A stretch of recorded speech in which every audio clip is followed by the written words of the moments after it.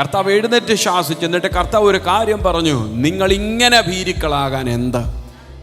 നിങ്ങൾക്ക് ഇപ്പോഴും വിശ്വാസമില്ലയോ? ഹല്ലേലൂയ.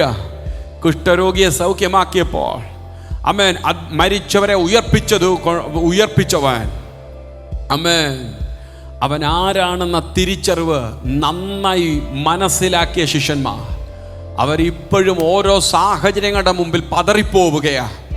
ഇതിനെ ഞങ്ങൾക്ക് അതിജീവിക്കാൻ പറ്റുമോ? ഇന്നലകളിൽ പുറകോട്ട് നോക്കിയ ഒത്തിരി സാക്ഷ്യമുണ്ട് പാസ്റ്ററെ. ദൈവം അത് ചെയ്തു, ദൈവം അവിടെ വിടുവിച്ചു, ദൈവം ഇവിടെ വിടുവിച്ചു, ഒത്തിരി അനുഭവങ്ങളുണ്ട്. പക്ഷെ ഇപ്പോഴായിരിക്കുന്നതോ അതെന്താകുമെന്ന് ഒരു പ്രതീക്ഷയില്ല. അതിനെ എങ്ങനെ തരണം ചെയ്യുമെന്ന് ഒരു പ്രത്യാശയില്ല. നിങ്ങൾ പ്രത്യാശയില്ലാത്ത ശേഷം മനുഷ്യരെ പോലാകാനല്ല ദൈവം ആഗ്രഹിക്കുന്നത്. Praise the Lord. ആമേൻ, ആമേൻ. ആ പ്രത്യാശ നമ്മുടെ എല്ലാം ജീവിതത്തിലെ നങ്കൂരമെന്ന് പറയുന്നത്. എൻ്റെ കർത്താവിനെ മുങ്ങാൻ വിട്ടുകൊടുക്കത്തില്ല. എൻ്റെ അമരത്തിരിക്കുന്നവൻ അസാധാരണമായി ചിലത് ചെയ്യുന്നവനാ. Price the Lord.